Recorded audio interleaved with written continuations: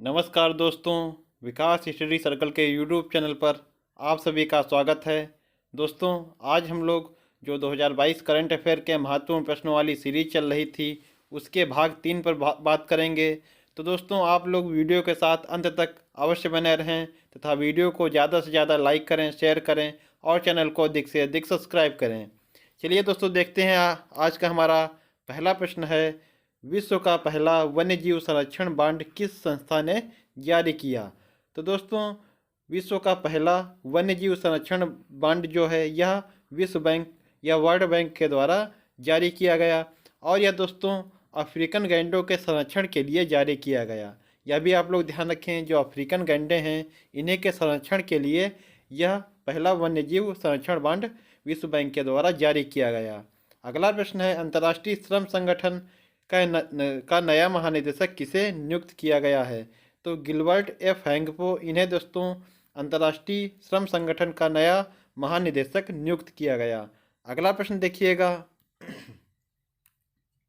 नवंबर 2022 में कौन सा देश मालाबार नौसैनिक अभ्यास 2022 की मेजबानी करेगा। तो दोस्तों, जो मालाबार नौसैनिक अभ्यास है, आपको पता होगा कि जो मालाबार अभ्यास होता है यह क्वाड देशों के मध्य आयोजित होता है। क्वाड दोस्तों, जो क्वाड देश हैं ये 4 देश हैं। कौन कौन से हैं? जापान है, भारत है, अमेरिका और ऑस्ट्रेलिया। ये 4 देशों का जो समूह है इसे क्वाड बोला जाता है। तो दोस्तों, जो मालाबार नौसैनिक अभ्यास है यह क्वाड देशों के मध्य होता है। तो इस बार दोस्तों इसकी मेज़बानी जो है जापान कर रहा है। आप लोग ध्यान रखिएगा, इम्पॉर्टेंट प्रश्न है कि 2022 में मालाबार नौसैनिक अभ्यास 2022 की मेज़बानी कौन करेगा। तो जापान करेगा। और मालाबार जो युद्ध अभ्यास है यह किन देशों के मध्य होता है। तो क्वाड देशों के मध्य यह अभ्यास होता है। अगला प्रश्न है, 5वें बिम्स्टेक शिखर सम्मेलन 2022 की अध्यक्षता किस देश ने की है। तो दोस्तों, बिम्स्टेक जो सम्मेलन है कौन सा संस्करण है। तो 5वां है और इसकी अध्यक्षता जो है कोलंबो श्रीलंका के द्वारा की गई है। आगे देखिएगा, अगला पॉइंट है एससीओ संघाई सहयोग संगठन, इसकी बैठक 2022 में कहाँ आयोजित की गई। तो समरकंद उज्बेकिस्तान में। G7 की बैठक दोस्तों कहाँ हुई? जर्मनी में। G20 की 2022 में बैठक कहाँ हुई? इंडोनेशिया में। और ब्रिक्स की 2022 में बैठक कहाँ हुई? चीन में। तो आप लोग ध्यान रखिएगा। और G20 की बात की जाए 2022 में बैठक इंडोनेशिया में हुई है और 2023 में कहाँ होगी। तो हमारे भारत में दोस्तों 2023 में G20 की बैठक की जाएगी। आगे देखिएगा, अगला प्रश्न है, भारत में भूवैज्ञानिक विरासत स्थल कितने हैं। तो दोस्तों, भारत में 34 भूवैज्ञानिक विरासत स्थल हैं। आगे देखिएगा,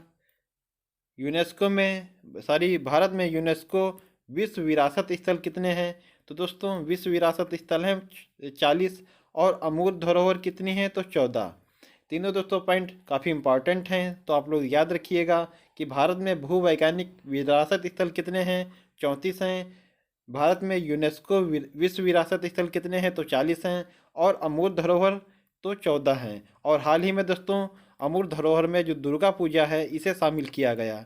दुर्गा पूजा दोस्तों जो पश्चिम बंगाल की है, इसे अभी हाल ही में अमूर्त धरोहर में शामिल किया गया है। आगे देखिएगा, अगला प्रश्न है, पहला पहला ग्लोबल ड्रोन एक्सपो 2022 कहाँ आयोजित किया गया। तो दोस्तों इसका आयोजन किया गया है चेन्नई तमिलनाडु में। पहला ग्लोबल ड्रोन एक्सपो 2022 इसका आयोजन कहाँ किया गया? चेन्नई तमिलनाडु में। अगला प्रश्न है, विश्व की सबसे ऊंची शिव प्रतिमा जिसका नाम क्या है? विश्वास स्वरूपम, इसका लोकार्पण कहाँ किया जाएगा? तो दोस्तों जो राजसमंद राजस्थान में, यहीं पर दोस्तों विश्व की सबसे ऊंची शिव प्रतिमा विश्वास स्वरूपम का लोकार्पण किया जाएगा। अगला प्रश्न है, एडवांस सुपरवाइजरी मॉनिटरिंग सिस्टम, इसका नाम है दक्ष, किसने लॉन्च किया? तो दोस्तों जो एडवांस सुपरवाइजरी मॉनिटरिंग सिस्टम दक्ष जो है आरबीआई द्वारा लॉन्च किया गया है। आगे देखिएगा, अगला प्रश्न है, देश का पहला सौर ऊर्जा संचालित गांव कौन सा है? तो दोस्तों मोढेरा गांव जो है गुजरात का, यह देश का पहला सौर ऊर्जा संचालित गांव है। बात की जाए पोंगल त्यौहार की, तो दोस्तों तमिलनाडु में मनाया जाता है। अट्टूकल पोंगल की बात की जाए तो यह केरल का त्यौहार है। अगला प्रश्न है यूपीएससी जो संघ लोक सेवा आयोग है इसके अध्यक्ष वर्तमान में कौन है? तो डॉक्टर मनोज सोनी यह वर्तमान में यूपीएससी के अध्यक्ष हैं। अगला प्रश्न है वर्ष 2022 के लिए 32वें बिहारी पुरस्कार से किसे सम्मानित किए जाने की घोषणा की गई? तो 32वें बिहारी पुरस्कार से डॉक्टर माधववाड़ा को सम्मानित किया जाएगा। अगला प्रश्न देखिएगा वर्ष 2022 का साहित्य नोबेल पुरस्कार किसे दिया गया? तो दोस्तों जो साहित्य का नोबेल पुरस्कार है यह एनी एर्नाक्स को दिया गया है। आगे देखिएगा पंडित शिव कुमार शर्मा और भजन सोपोरी यह दोनों दोस्तों इनका संबंध किस वाद्य यंत्र से है? तो संतूर वादक हैं। दोस्तों नाम ध्यान रखिएगा पंडित शिव कुमार शर्मा और भजन सोपोरी ये दोनों दोस्तों संतूर वादक हैं और इनका हाल ही में निधन हो गया है। हाल ही में इनका दोस्तों निधन हो गया है। बीबी लाल दोस्तों ये भी दोस्तों पुरातत्ववेत्ता हैं और इनका भी दोस्तों निधन हो गया है। वी कृष्णमूर्ति यह दोस्तों पब्लिक सर्विस सेक्टर जो है पब्लिक सेक्टर यूनिट पीएसयू इसके दोस्तों जनक हैं। इनका दोस्तों सभी का जो पंडित शिव कुमार शर्मा भजन सोपरी बीबी लाल और वी कृष्णमूर्ति इन लोगों का दोस्तों हाल ही में निधन हुआ है। तो आप लोग ध्यान रखिएगा इनके क्षेत्र जरूर ध्यान रखिएगा कि पंडित शिव कुमार शर्मा और भजन सोपोरी या संतूर वादक हैं। बीबी लाल दोस्तों या पुरातत्ववेत्ता हैं। वी कृष्णमूर्ति या दोस्तों पीएसयू के जनक हैं। अगला है प्रश्न 44वां विश्व शतरंज ओलंपियाड 2022 की मेजबानी किस देश ने की? तो दोस्तों भारत ने इसकी मेजबानी की और भारत में भी दोस्तों इसका आयोजन चेन्नई में किया गया है। शुभंकर की बात की जाए तो दोस्तों विश्व शतरंज ओलंपियाड की शुभंकर था थम्बी और इसमें दोस्तों विजेता कौन सा देश रहा? तो उज्बेकिस्तान। आगे देखिएगा अगला प्रश्न है 250 वनडे विकेट लेने वाली विश्व की पहली महिला खिलाड़ी कौन बनी? तो दोस्तों 250 वनडे विकेट लेने वाली विश्व की पहली महिला खिलाड़ी हैं झूलन गोस्वामी हमारी भारतीय दोस्तों महिला क्रिकेटर हैं। अगला प्रश्न है 31वां जीडी बिड़ला पुरस्कार किसे प्रदान किए जाने की घोषणा की गई? तो दोस्तों जीडी बिड़ला पुरस्कार ये दोस्तों इसका क्रम कौन सा है? 31वां है और यह दिया गया है प्रोफेसर नारायण प्रधान को। जीडी बिड़ला पुरस्कार 2022 यह दोस्तों प्रोफेसर नारायण प्रधान को दिया गया है। अगला है दोस्तों प्रश्न 31वां सरस्वती सम्मान किसे दिया गया? तो रामदास मिश्र दोस्तों इन्हें 31वां सरस्वती सम्मान दिया गया। इनकी कृति कौन सी है? मैं तो यहाँ हूँ यह इनकी कृति है। अगर बात की जाए 31वें व्यास सम्मान की तो यह दिया गया है असगर वजाहत को और इनका नाटक कौन सा है? तो महाबली इनका नाटक है। यह भी आप लोग ध्यान रखें 31वां व्यास सम्मान असगर वजाहत को महाबली नाटक के लिए और 31वां सरस्वती सम्मान रामदास मिश्र जी को मैं तो यहाँ हूँ के लिए। जीडी बिड़ला पुरस्कार दोस्तों 31वां है यह प्रोफेसर नारायण प्रधान को दिया गया। आगे देखिएगा अगला प्रश्न है फीफा अंडर 17 महिला विश्व कप 2022 का आयोजन किस देश में किया गया? तो दोस्तों फीफा अंडर 17 महिला विश्व कप 2022 इसका आयोजन किया गया है भारत में। इसका शुभंकर क्या था? तो इभा इसका शुभंकर था। इसमें दोस्तों विजेता कौन सा देश रहा? तो स्पेन इसमें विजेता रहा और उपविजेता की बात की जाए तो कोलंबिया इसमें उपविजेता रहा। इम्पॉर्टेंट दोस्तों है क्योंकि इसका आयोजन जो है भारत में किया गया इसीलिए यह इम्पॉर्टेंट है। आप लोग याद रखिएगा शुभंकर इभा है विजेता स्पेन उपविजेता कोलंबिया है। अगला है प्रश्न बुकर पुरस्कार 2022 किसे दिया गया? तो सेहान करुणातिलका जो श्रीलंका के निवासी हैं इन्हें दोस्तों बुकर पुरस्कार 2022 दिया गया है। अंतर्राष्ट्रीय बुकर पुरस्कार 2022 यह आपको पता ही होगा कि गीतांजलि श्री और डेजी राक्वेल इनको दोस्तों अंतर्राष्ट्रीय बुकर पुरस्कार 2022 दिया गया और इनकी जो कृति है वह क्या है? टॉम्ब ऑफ सेंट या रेत की समाधि। इसी के लिए दोस्तों इन्हें जो है अंतर्राष्ट्रीय बुकर पुरस्कार 2022 से सम्मानित किया गया। आगे देखिएगा अगला प्रश्न है राष्ट्रीय ई विधान एप्लीकेशन कार्यक्रम के तहत किस राज्य की विधानसभा भारत की पहली पेपरलेस विधानसभा बन गई है? तो दोस्तों नागालैंड की विधानसभा जो है वह राष्ट्रीय ई विधान एप्लीकेशन कार्यक्रम के तहत पहली दोस्तों पेपरलेस विधानसभा बन गई है। काफ़ी इंपॉर्टेंट प्रश्न है आप लोग याद रखिएगा। अगर विश्व में पूछा जाए आपसे कि पहली पेपरलेस सरकार कौन सी है? पेपरलेस सरकार कौन सी है? तो दोस्तों जो संयुक्त अरब अमीरात है यूएई इसकी सरकार जो है यह विश्व की पहली पेपरलेस सरकार है। आगे देखिएगा अगला प्रश्न भारत के पहले एल्यूमिनियम माल ढुलाई रैक का उद्घाटन कहाँ किया गया? तो दोस्तों भुवनेश्वर उड़ीसा में भारत के पहले एल्यूमिनियम माल ढुलाई रैक का उद्घाटन किया गया है। अगला प्रश्न है 18 से 21 अक्टूबर 2022 तक इंटरपोल की 90वीं महासभा कहाँ आयोजित की गई? तो इसका आयोजन किया गया है नई दिल्ली। ऑप्शन इसमें दोस्तों जो आंसर है इसका क्या होगा? नई दिल्ली। आप लोग याद रखिएगा कि इंटरपोल की 90वीं महासभा इसका आयोजन कहाँ किया गया? नई दिल्ली में। आगे देखिएगा, अगला प्रश्न है किन दो भारतीय शहरों को 2021 tree city of the world के रूप में मान्यता दी गई? तो दोस्तों हैदराबाद और मुंबई, इन्हें 2021 tree city of the world के रूप में मान्यता दी गई है। अगला प्रश्न है राष्ट्रमंडल खेल 2026 की मेजबानी कौन सा देश करेगा? तो दोस्तों ऑस्ट्रेलिया जो है वह राष्ट्रमंडल खेल या कॉमनवेल्थ गेम्स 2026 की मेजबानी करेगा। आपको पता होगा 2022 में जो कॉमनवेल्थ या राष्ट्रमंडल खेल हुए हैं वह कहाँ हुए हैं? तो वह दोस्तों बर्मिंघम यूके में हुए हैं। आप लोग ध्यान रखिएगा। और 2026 की बात की जाए तो यह ऑस्ट्रेलिया में आयोजित किए जाएंगे। आगे देखिएगा, अगला प्रश्न है रोड सेफ्टी वर्ल्ड सीरीज 2022 का खिताब किसने जीता? तो इंडिया लीजेंड, इसने दोस्तों रोड सेफ्टी वर्ल्ड सीरीज 2022 का खिताब जीता है। अगला प्रश्न है FIH women's rising star of the year 2021 में किसे चुना गया? तो मुमताज़ खान, इन्हें दोस्तों FIH women's rising star of the year 2022 21-22 चुना गया। अगला प्रश्न देखिएगा, बात की जाए 29वां थल सेना प्रमुख किसे नियुक्त किया गया? तो मनोज पांडे जी जो हैं इन्हें 29वां थल सेना प्रमुख नियुक्त किया गया। वर्तमान में नौसेना प्रमुख कौन हैं? तो एडमिरल हरि कुमार या दोस्तों नौसेना प्रमुख हैं। वायुसेना प्रमुख कौन है? तो विवेक राम चौधरी जो हैं यह वायुसेना प्रमुख हैं। वर्तमान में भारत के दोस्तों दूसरे CDS chief of defence staff कौन है? तो अनिल चौहान जी, यह भारत के दूसरे CDS हैं।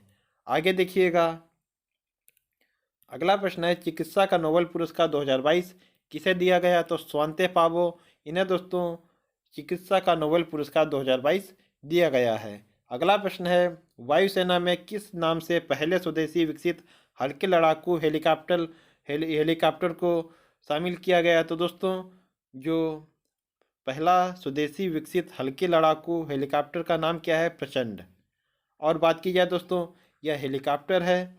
और अगर पूछा जाए कि स्वदेशी विकसित हल्के लड़ाकू एयरक्राफ्ट कौन सा है? तो वह तेजस है। इसमें दोस्तों आप लोग याद रखिएगा कि अगर पहले स्वदेशी विकसित हल्के लड़ाकू हेलीकॉप्टर की बात की जाए तो इसका नाम है प्रचंड। और अगर हल्का जो लड़ाकू एयरक्राफ्ट की बात की जाए तो यह है तेजस। इसमें दोस्तों ध्यान रखिएगा, हेलीकॉप्टर है प्रचंड और एयरक्राफ्ट है तेजस। आगे देखिएगा, अगला प्रश्न है भारत का पहला अमृत सरोवर किस राज्य में बनकर तैयार हुआ? तो भारत का पहला जो अमृत सरोवर है यह रामपुर में रामपुर दोस्तों उत्तर प्रदेश में इसका निर्माण किया गया है। रामपुर उत्तर प्रदेश में अमृत सरोवर की। आगे देखिएगा, अगला प्रश्न है किस देश के ग्वाडलजारा शहर को वर्ष 2022 के लिए वर्ल्ड बुक कैपिटल के रूप में चुना गया है? तो दोस्तों जो ग्वाडलजारा शहर है यह मैक्सिको का शहर है जिसे 2022 के लिए वर्ल्ड बुक कैपिटल के तौर पर चुना गया था। आगे देखिएगा, अगला प्रश्न है दोस्तों इन्विक्टस गेम 2022 का आयोजन कहाँ किया गया? तो हेग नीदरलैंड में दोस्तों इन्विक्टस गेम्स 2022 का आयोजन किया गया था। अगला प्रश्न है वर्ष 2023 में आयोजित होने वाले G20 शिखर सम्मेलन के लिए किसे मुख्य समन्वयक या चीफ कोऑर्डिनेटर के रूप में नियुक्त किया गया? तो हर्षवर्धन श्रृंखला, इन्हें दोस्तों जो G20 2023 में शिखर सम्मेलन आपको पता होगा इसका आयोजन कहाँ होगा? तो भारत में इसका आयोजन होगा। और इसी दोस्तों सम्मेलन के लिए किसे मुख्य समन्वयक या चीफ कोऑर्डिनेटर के रूप में नियुक्त किया गया? तो हर्षवर्धन श्रृंखला को। बात की जाए G20 के शेरपा किसे नियुक्त किया गया? तो अमिताभ कांत, जो दोस्तों नीति आयोग के पूर्व CEO रह चुके हैं, इन्हें दोस्तों G20 का शेरपा नियुक्त किया गया है। और मुख्य समन्वयक की बात की जाए यह हर्षवर्धन श्रृंखला को नियुक्त किया गया है। अगला प्रश्न है पुलमपारा भारत की पहली डिजिटल रूप से साक्षर पंचायत है, यह किस राज्य में स्थित है? तो दोस्तों जो भारत की पहली डिजिटल रूप से साक्षर पंचायत पुलमपारा, यह स्थित है केरल राज्य में। अगला प्रश्न है 5 जून 2022 को शुरू की गई वैश्विक पहल लाइफ में ई किसे संदर्भित करता है? तो दोस्तों जो वैश्विक पहल लाइफ में ई का अर्थ है इन्वायरमेंट, ई का अर्थ है इन्वायरमेंट। आगे देखिएगा, अगला प्रश्न है भारत की पहली आदिवासी स्वास्थ्य वेधशाला ट्राइहोब, इसकी घोषणा किस राज्य द्वारा की गई? तो दोस्तों भारत की पहली आदिवासी स्वास्थ्य वेधशाला ट्राइहोब की घोषणा उड़ीसा सरकार द्वारा की गई है। ध्यान रखिएगा दोस्तों, इम्पॉर्टेंट प्रश्न है। आगे देखिएगा, अगला प्रश्न है किस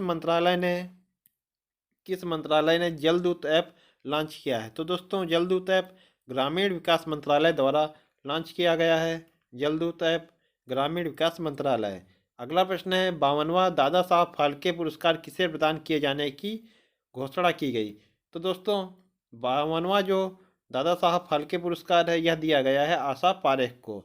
इम्पॉर्टेंट प्रश्न है, आगामी परीक्षा में ये प्रश्न कहीं ना कहीं दोस्तों जरूर पूछा जाएगा कि 52वां दादा साहब फाल्के पुरस्कार किसे दिया गया? तो आशा पारेख जी को। अगला प्रश्न है एयर इंडिया का मुख्य कार्यपालक अधिकारी सीईओ और प्रबंध निदेशक किसे नियुक्त किया गया? तो दोस्तों कैंपबेल विल्सन, इन्हें एयर इंडिया का मुख्य कार्यपालक अधिकारी और प्रबंध निदेशक नियुक्त किया गया है। अगला प्रश्न देखिएगा, किस राज्य में देश का पहला हिमस्खलन निगरानी रडार स्थापित किया गया?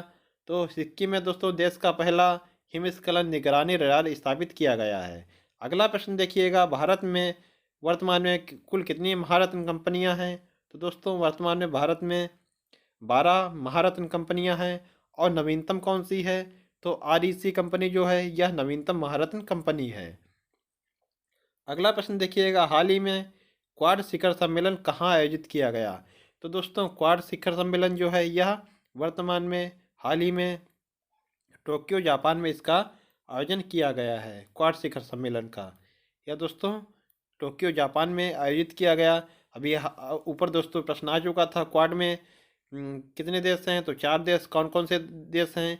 भारत है दोस्तों, ऑस्ट्रेलिया हो गया, यूएसए हो गया और जापान। ये 4 देश दोस्तों जो हैं वह क्वाड के देश हैं। और इन्हीं का जो युद्ध अभ्यास होता है उसका नाम है मालाबार। इन्हीं के मध्य जो युद्ध अभ्यास होता है उसका नाम है मालाबार। और 2022 में क्वाड शिखर सम्मेलन कहाँ आयोजित किया गया? तो टोक्यो जापान में।